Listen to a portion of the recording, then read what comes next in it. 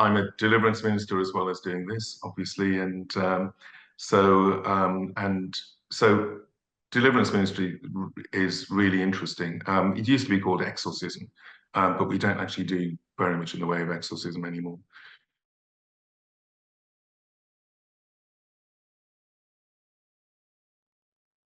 Welcome to Wellness Spring, where we cut through health confusion with transformative insights from leading experts.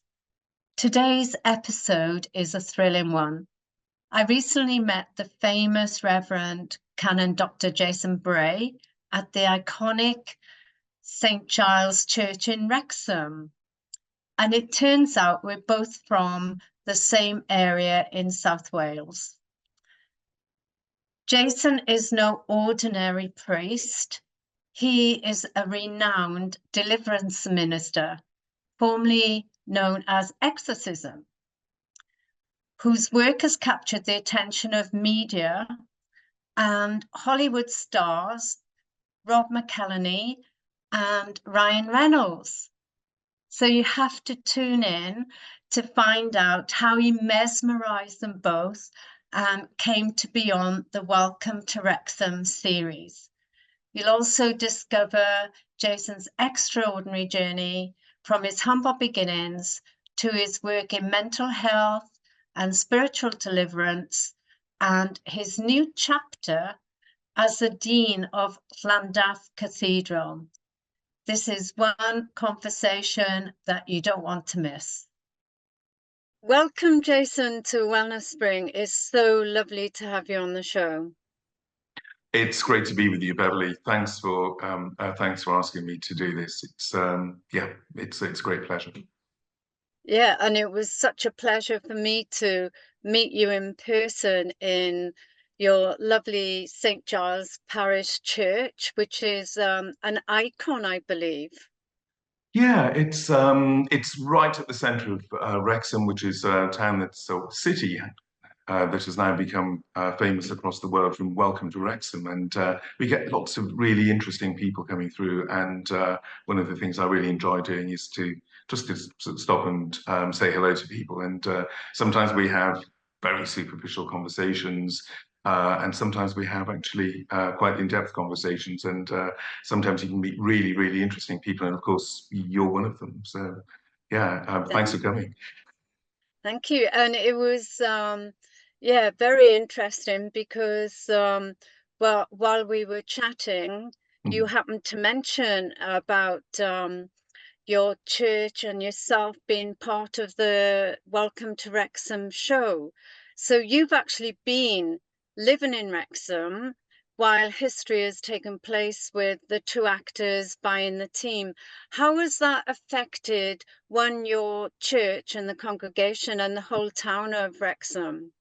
Yeah, it's given the whole place a lot more confidence, really. So people locally thought that it was a bit run down and that it was a bit of a joke, really. And why would anyone want to come here? And now, actually, even the locals are looking around, thinking, actually, maybe it's not quite so bad.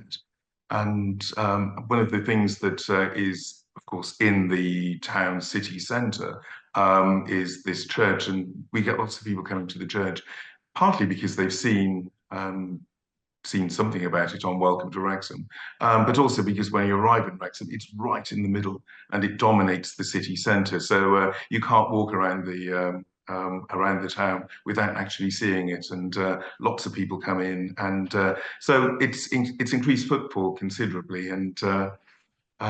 But it's interesting talking to people. So I'll say, where are you from? And they'll say Montana. I'm not quite sure where Montana is on the map. So that might be a conversation we have with them. But and then they'll say something along the lines of, "Oh, we're doing really well in the league, aren't we?" And who's we? Ah, right, yes, Wrexham. So I discovered that there are Wrexham supporters as well as just visitors, Wrexham supporters from across the world. So having a conversation with somebody from Montana about we are doing really well, it's a bit weird, but it's fun. That's great. Well, everybody seemed very happy and lively, and you had a lot of volunteers at the church. Mhm. And from our chat, you were saying that you run lots of groups. Do you want to elaborate on that? Yeah, so the church is very much at the centre of the community in all sorts of ways. So we have myself, I'm pretty much the only paid member of staff. We have 100 volunteers, roughly, from the administrator, from the people who sit and welcome people in the church and chat to the visitors. But we do a whole load of other special things as well. So we have a community cafe. In the winter, it becomes a warm cafe, a sort of warm space. People can just come in and chat and about issues that are affecting them. And it's really interesting sort of seeing who comes to that. There's a core of people, but sort of moves on from that into sort of just whoever's around at the time. We do lots of activities for children. So we have two children's groups, one for really little children called Babes in the Pew. And we get about, 15 toddlers effectively to that. And then we also run a church club on a Monday evening, and we get probably about 15 slightly older children to that as well. We're looking to start a children's choir in the autumn, so that'll be really interesting to see how that develops. And we also do things for older people as well. So we run community lunches, um, yeah, coffee mornings, lots and lots of things. There's always something going on in the church. And even when there isn't an activity as such or a group meeting, there are lots of people around. It's a really buzzing and vibrant place. And yeah, we talked about mental health when we were there, Mm. and the effect with COVID lockdown Mhm. and how that infected the community, and how you were playing a great role in counseling people. So do you want to tell us more about that? About what happened during COVID. COVID, of course, was a massive shock for everybody. So in a sense, we've been trained for pretty much every eventuality, other than the eventuality that came along. I suppose that's one of the things about COVID. It took everybody off guard.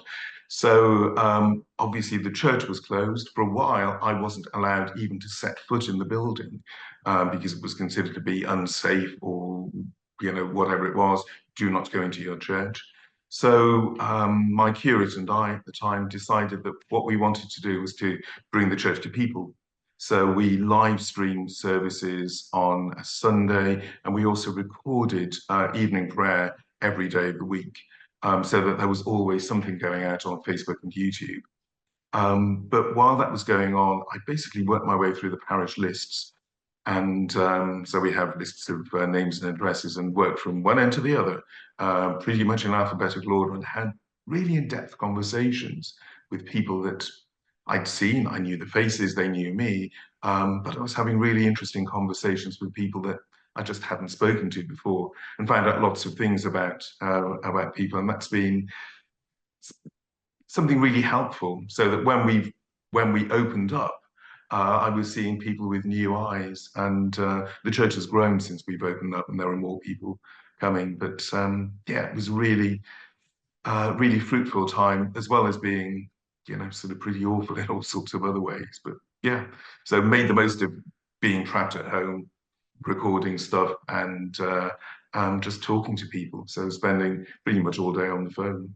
Yeah. Fabulous, because you were definitely very warm and friendly when you met Brian and I, and so welcoming. And you mentioned training. So, in your training, do you do a lot of work with mental health? Because I know that's a big role Mhm. for you. Yeah, I personally did a reasonable amount of mental health training. So, to some extent, training is tailored for people's interests and people's skills. And I was sent on a mental health training course. So it was something called clinical pastoral education, to give it its brand and formal title. But it basically involved spending a month in a psychiatric hospital on the ward, and go in every day and sit there and talk to the patients, talk to them about what was going on, and to some extent, actually, it was coping with the boredom, because there's not an awful lot Mm. to do on a mental health ward, and just having one of us around was actually quite fun for people, so that they could talk to somebody who was new. And then, we had a debrief pretty much every afternoon with the hospital chaplain, who was a mental health expert, and we learned a huge amount about different mental illnesses, about the whole sort of gamut of things that people might suffer from, and how you treat them as well.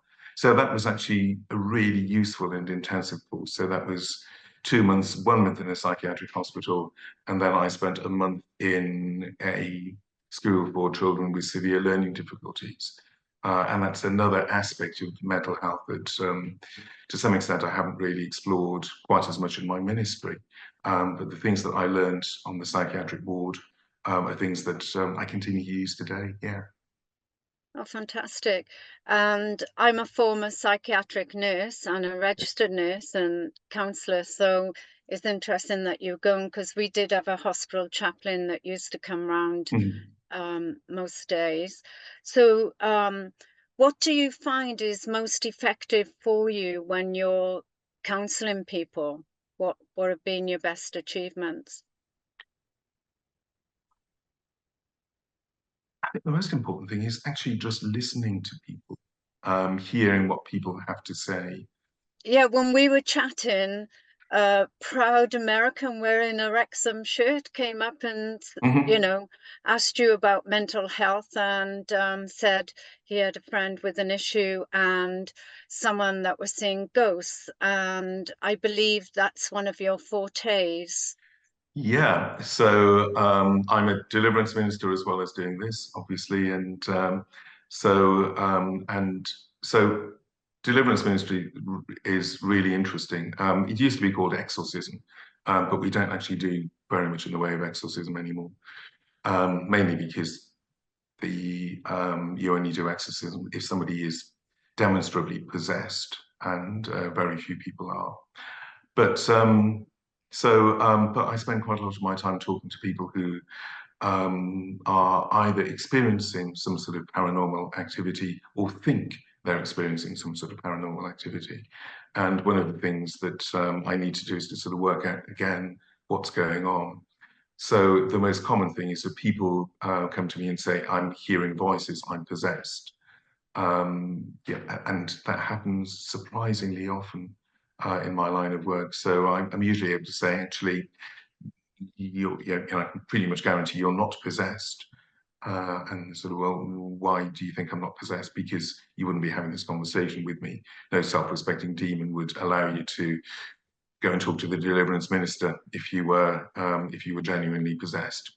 Stands to reason, doesn't it? Yeah. But also that sort of thing about if you're hearing voices, you really do need to go and see your doctor. You really need to go and see a medic.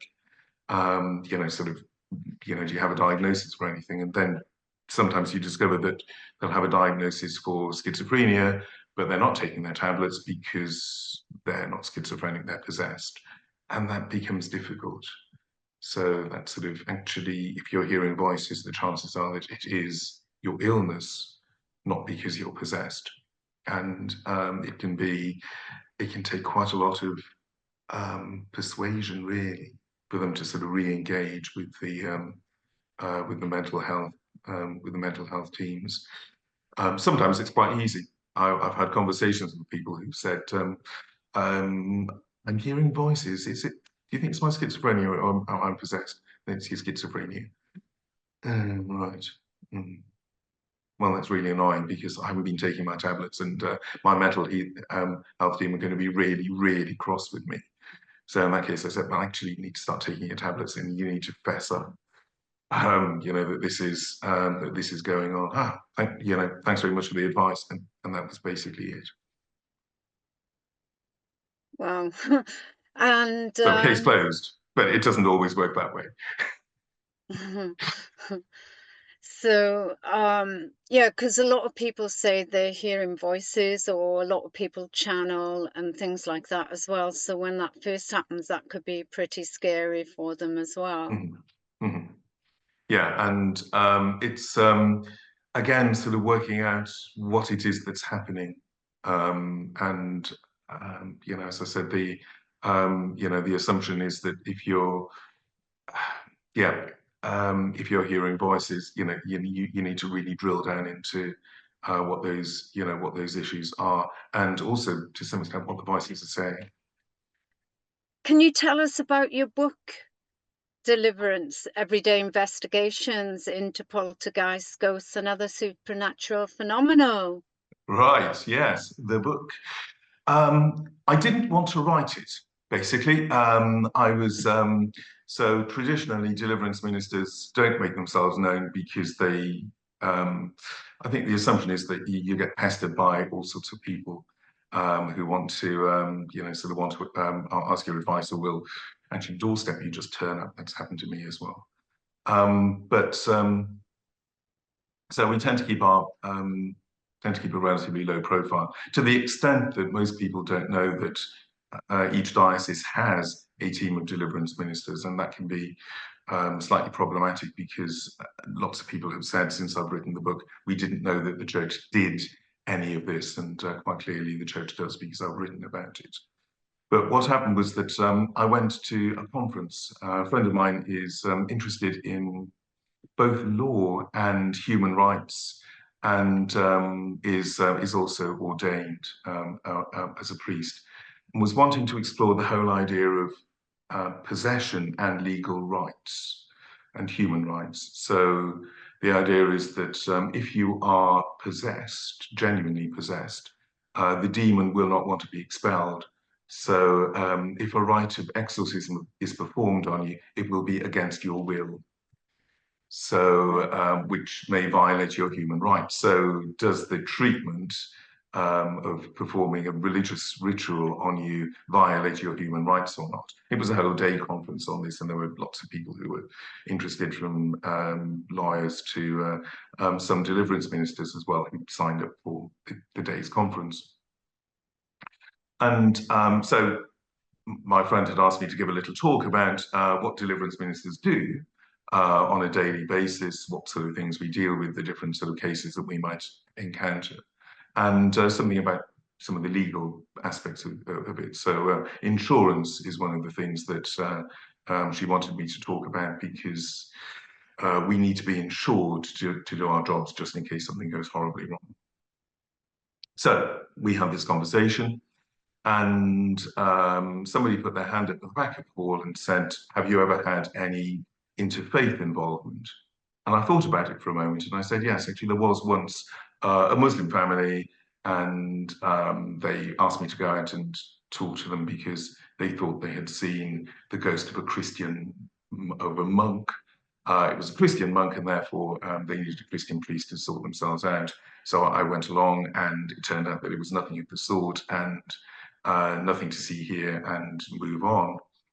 So that was the end of that conversation. There was various other talks later on.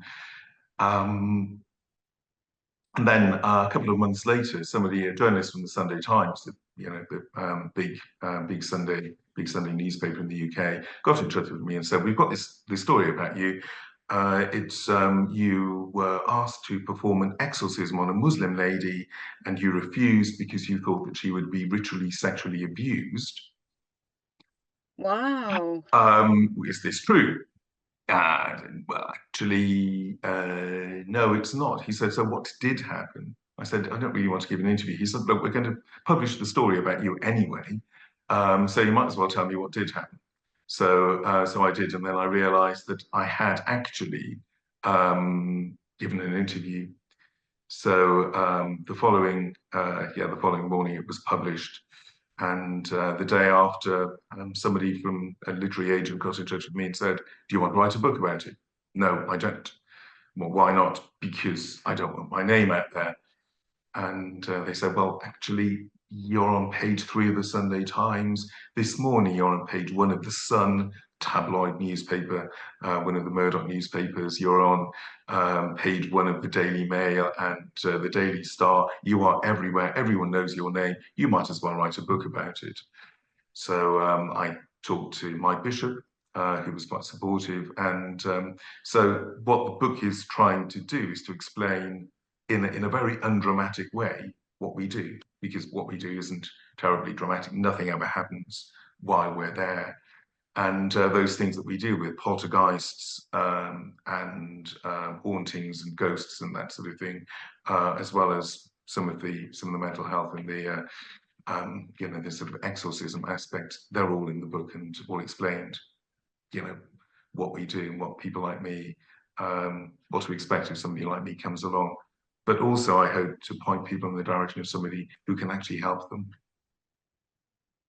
Right, because that's quite reassuring to hear, because most people, when you talk about exorcisms, you just think of that movie that was out years ago and, you know, can be quite scary. Yes, yes, The Exorcist. Somebody asked me once, oh gosh, how long an exorcism would take. And I said, well, it depends on whether you have a cup of tea afterwards. He said, really? I said, well, if you have a cup of tea, it'll take about half an hour if you're actually doing one. But we only perform exorcisms if it looks like somebody is possessed. And the symptoms of possession are so extreme and so rare that it almost never happens. Symptoms of possession are classically that they will know something about you that they can use to throw you off balance or to damage you in some way. So, you know, sort of a secret about you, or, you know, so these days, you know, you've got a gambling addiction or whatever it happens to be. So that's one of the things that that might point you in the direction of somebody who's possessed. The other things are preternatural strength, that somebody will, you know, little old lady will throw a dining room table at you while quoting the content of your internet browser history. The third thing is that there will usually be an expectation that they'll be able to speak a language that they've never studied. So there are cases of people who've gone out, and there was a little old lady who lived in a rural part of England, never left the village really, but could speak classical Arabic, and so they thought that there might have been something a bit odd about that. But it's basically those three symptoms, and ideally you're looking for all three, but they're all pretty extreme and difficult to fake, to be honest. People do occasionally have a go, and I've had described in my book conversation I had with somebody with that was desperately trying to fake this, and it was it was a really odd encounter. Why would you want somebody to exorcise you? Mm. Yeah, sorry, yeah, and yes, actually, just answering my own question, I suspect that if you have a diagnosis for mental health, for a mental health issue, exorcism looks like it's going to be a quick fix. So a single zap, whereas you know, sort of a lifetime of taking tablets or a long time of taking tablets that make you feel pretty grotty. I can see why you might think, you know, this is worth a go. Doesn't Fair work. enough. I can.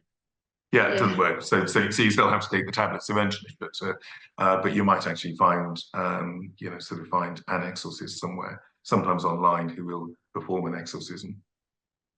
Mm. As I said, it doesn't work because if it's a mental health issue, it won't respond to being driven out. Wow. So your work is very varied from. As this moment, yes. Yeah. And did you always want to be a priest, and are there other family members priests? Right. There are no other family members, but it's something that I've always felt that I was called to. So I grew up going to church. I sang in the church choir, and when I was a boy, and had a um, sort of slightly weird encounter really. Once I was sitting in a place called Walsingham, where there's a shrine and Christian shrine of Our Lady of Walsingham. And I remember sitting there in this in the central part of the shrine, and just this sort of feeling that there was somebody standing behind me with his and it was a hand on my shoulder, and just sort of felt warm and loved, and that sort of feelings stayed with me for a long time. This feeling of actually being held somehow in God's love. For me, being a priest was the piece of the jigsaw that was missing. So when I was ordained, it felt like that bit of my life was complete. That bit of my story was complete. And as I've moved on, different things have come along that have been another piece of the jigsaw. So being here, just walking into this amazing building, was part of that jigsaw, and it felt exactly right. Quite amazing. And then I had the interview, and fortunately I got the job. But it was that sort of. But it just felt completely right to be here, and in this place at this time. Wow. Yeah, after we seen you, we actually went to St. David's Cathedral, and Wow. I had an incredible experience there, and I saw this vision, and I, like you, just felt the love of God, and it was, you know, it's very hard to describe it when something like that happens, and just seeing a vision. And it was in the mass, and I'd seen a sign for a choir singing, and we didn't realize we were going to the mass, and then we just sat there, and I closed my eyes, and just it was just incredible. Wow. um And so St. David's is an amazing place. It's one of those places where you sort of you walk in. It's in a yeah, bowl, isn't it? You walk down the yeah, hill, and you walk through a gateway, and you're almost in a different world. And yes, a friend of mine is the Dean of St. David's, and she was saying that she was talking about the COVID lockdown, and she said that it was amazing living there during the COVID lockdown, and that sense of almost being protected. It was she said it was a really special place to be at that time. Tough as it wow. was because they couldn't leave, but they were all sort of felt that they were somewhere safe. Yeah. Yeah, it's funny, our trip, it wasn't intentional to go to so many churches, cathedrals, and sacred places, but also once we finished our trip of Wales, we went to England, and we ended up in Wales, Wow. and we went to the cathedral there. And I thought about you instantly, because as you walked in, you just could see thousands of the dove origamis hanging from the Yes, ceilings. And part of our conversation, you said one of the COVID projects, a lot of the congregation had actually made angels. that's And right. Yeah. they, Um, do you want to tell us about that? yeah. So we reckoned that, oh gosh, 6,000 people had died in Wales of the COVID pandemic Mm, in the first phase, and so we wanted to commemorate this in some way in the church. Some of my parishioners made angels. There was a curtain of angels hanging at the back of the church, which was really quite amazing, and people would just stop and look at it. But more amazing than that was the way that people suspended nets down the mm, church. And we had literally, as I said, thousands of angels that were made out of pieces of paper. Somebody learned how mm. to, how to fold pieces of paper to make them into an angel shape, and sat there. There were teams of people doing this, and so when you walked in, there was just this sort of choir of angels just sort of suspended, sort of all the way down the church. It was really the most amazing thing. But also people's reaction to it was amazing. So people would come in and they'd sit under the angels and they'd just be quiet and just sort of sit and think and pray, I suppose. And it was really very moving, and one of the most special things that's happened, since I've been here. Yeah. Fabulous. And you mentioned that you had to apply for that job and go for an interview. I didn't Mm. realize that would have happened in your profession, for the want of a better word. And can you also discuss the transition from being a vicar at St. Giles to becoming the Dean of Llandaff Right. Cathedral? So How yes, did, so I've been here for nine and a bit years, 9 years and a couple of months, and so that was a slightly weird transition, really. Most of the time, jobs are advertised, pretty much like they are in the secular world. You'd get a job advert, you'd apply. There would be sometimes a 2-day interview process, and then somebody gets appointed out of that. In this case, this was simply the bishop ringing me up and saying, "My dean is just about to retire. I'd like you to, I'd like you to come along." And it was as simple as that. But the bishop is somebody that I'd known and worked with here. She was my colleague when I first came here, and it was there were also special circumstances why she wanted to appoint somebody really quickly rather than going through a long appointment process. But simply she said, "Okay, actually, I think that you're the right person with the right skill set just at the moment, and I'd like you to come along." So that's what's happening, really. wow, that's amazing. And going back to not wanting to be famous, as we've been traveling and talking about Wrexham, everybody's like, wow. And of course, everybody knows you and knows of the church. Mhm. And can you tell us, because you've been on the show, Mhm. can you tell us how that came about? Okay, so it came about because, well, St. Giles is the thing that you see when you come to Wrexham. So fairly early on, film crews started to sort of turn up and sort of wander around, and sort of want to have chats with people. Sometimes they got the cameras on, sometimes they didn't. And what really kicked things off for me was when Rob and Ryan, Rob McElhenney and Ryan Reynolds, turned up in town, and they had this grand tour. It was like a royal visit. So they went round the town as it then was, and they came here. But it was right at the very end of the COVID pandemic. In fact, it was the day that we were putting the angels up. So there's a really nice photo of Ryan Reynolds standing at the door of the church, looking down into the church. But their security team decided that for COVID health reasons, they weren't allowed into the church. So they came in. There was sort of a couple of shots. They shot of me greeting them sort of at the door, and then they had a tour. Somebody else was showing them around the town. A guy called Spencer, who was heavily involved in the football club, so he was their tour guide.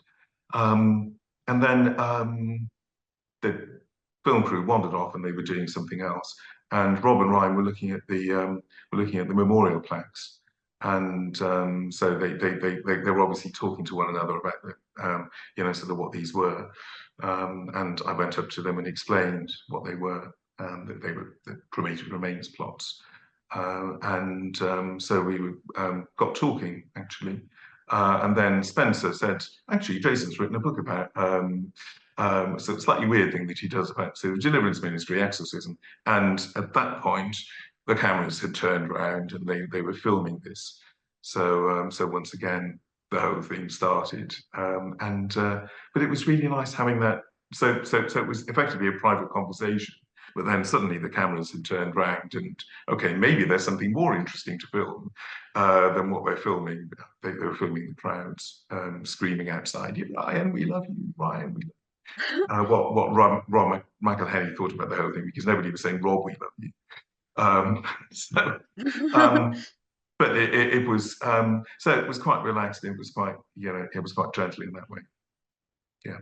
Wow, I just think it's phenomenal. And anybody you talk to, if they've watched the series, Mm. like for us, we were at a St. David's Day event in Canberra Oh, with right. with the Welsh Australian Association Yeah. there. And the opening speech by the president was, the talk about welcome to Wrexham. And I'm not a football follower. And, we were talking later to a guy in one of the members, and Paul Welsh, and he actually grew up in Wrexham, and when he was 11 till the age of 21, he was working on the turnstiles. And then Wow. last year he'd gone back and was there for some of the promotions, got to go to 3 of the games, and Right. and Yeah. he's like, when you think about it, it's a small mining town, and it was, more or less very run down, and nobody really heard about it. But now everybody says, if you mention Wales, oh, are you from Wrexham? And, Yes. Yeah. you It's know, it's yeah. Yeah. It's been really interesting. So going to a couple of months ago, we went to London. My son's a stage manager, and we sort of catching taxis around London. And we were talking to sort of several taxi drivers. Where are you from? We're from Wales, blank, North Wales, blank, Wrexham. Oh yes, blah blah blah blah blah. And they've all heard of it, and suddenly it's got this sort of place recognition. So I'm moving from here to Llandaff in Cardiff, and so previously you would have said, I'm from Wales, are you from Cardiff? I'm from Wales, are you from yeah, Wrexham? it's So funny. there's been a sort of a bit of a turnaround, and yeah, some of the locals here are saying, yeah, finally, yes, because there's a great rivalry between North and South. Yeah, But it's a it's good natured rivalry, but it's just one of those sort of actually finally yeah, sort of something that's going to North Wales rather than all going to South Wales, despite the fact I myself going south. yeah.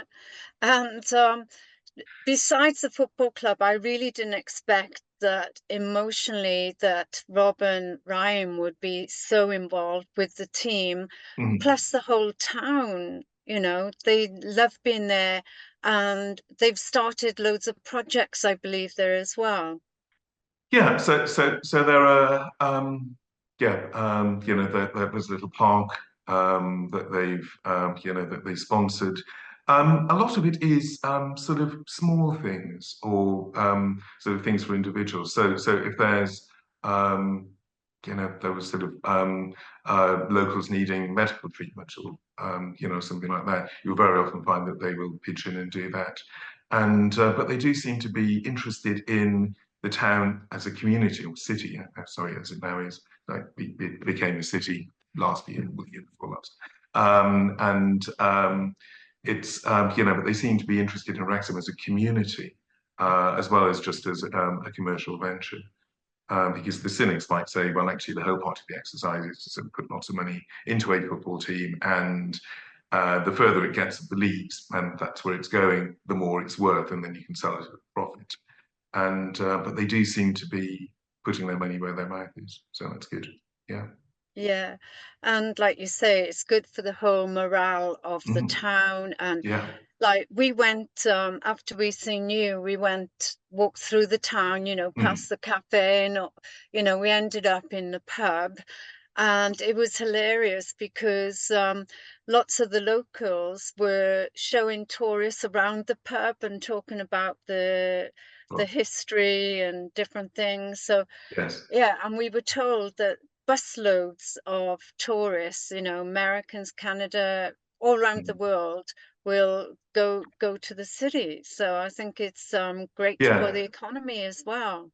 So yeah. So the pub, the Turf, which is actually in the football ground. It's I think the only pub in Britain that's actually built into the football ground.